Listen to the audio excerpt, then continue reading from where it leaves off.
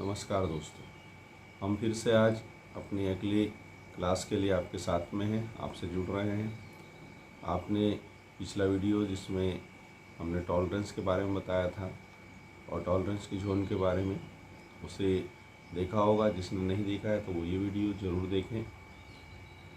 आज की क्लास में हम उससे आगे बढ़ेंगे कि टॉलरेंस को कैसे पहचाना जाता है, डेविएशन क्या होती है, डेविएशन और टॉलरेंस का डिफरेंस क्या है।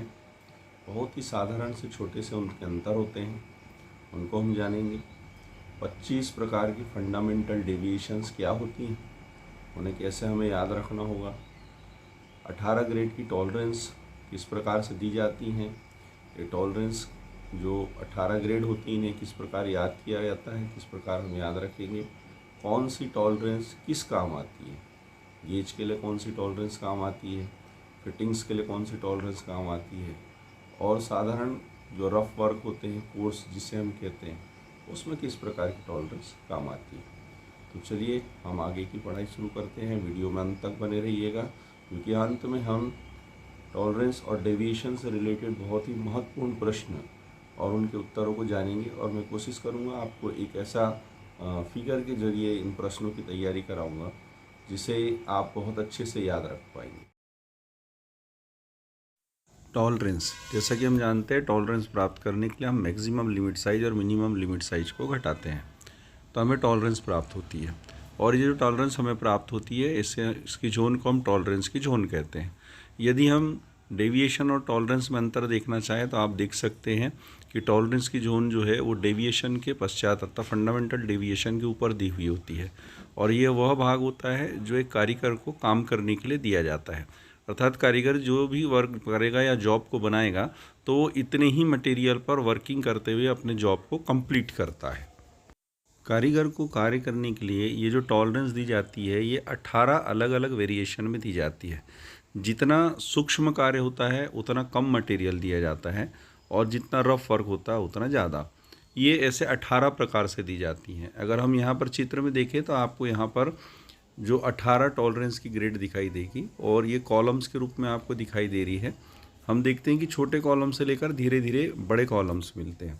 जब हमें प्रिसीशन काम करना होता है, बहुत ही सूक्ष्म काम करना होता है, तो वहाँ पर आपको काम करने के लिए टॉलरेंस बहुत कम दी जाती है।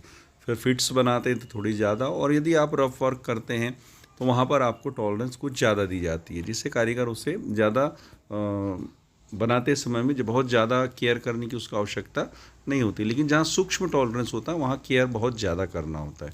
अब ये 18 जो ग्रेड होती हैं ये कैसे होती हैं, तो इस 18 ग्रेड को हम इस चित्र में बहुत अच्छे से समझ सकते हैं। ये प्रारंभ होती हैं IT01, IT0 और उसके बाद फिर IT1, IT2, IT3 ऐसा लिखा जाएगा और लास्ट में IT15 और IT16।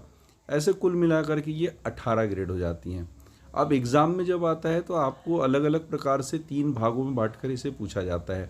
जैसे कि गेज के लिए, फिट्स के लिए, कोर्स के लिए कोर्स टॉलरेंस क्या होती है, तो इन्हें कैसे याद रखना चाहिए। तो याद रखने के लिए आप क्या करें, सबसे पहले तो लास्ट में जो 16 आता है उसके 6 को लिख लीजिए बीच में। अब 6 के बाद में लिखिए 5 और 6 के पहले लिखिए 7, टोटल हो गई 18। अब जो शुरू की 7 होगी, यानी कि IT01 से लेकर के जो शुरू की 7 होगी वो इस्तेमाल की जाएगी गेजेस के लिए, और उसके बाद वाली जो टॉलरेंस होगी जो 6 संख्या में होगी उसका उपयोग किया जाएगा फिट्स में, और उसी प्रकार से आखिरी की जो 5 रहेगी उसका उपयोग किया जाएगा कोर्स टॉलरेंस के रूप में। तो एग्ज़ाम में जब आपको आता है तो एग्ज़ाम में आपको सीधे टॉलरेंस की ग्रेड दिया जाता है कि भाई 5 नंबर की टॉलरेंस की ग्रेड है, किस लिए उपयोग होगी, तो स्वाभाविक है कि वो 7 के रेंज में आ रही तो गेज के लिए होगी। यदि मान के लिए पूछ लिया आपसे उसने कि फिट के लिए उपयोग होने वाली टॉलरेंस की ग्रेड कौन सी, तो मैं भी वहाँ हो सकता है कोई ऑप्शन दिया हो आपको, तो वहाँ 8, 9 ऐसा कुछ लिखा होगा, तो हम उसमें से जान पाएंगे कि वो जो हमें दी गई है टॉलरेंस की ग्रेड वो फिट के लिए दी हुई है।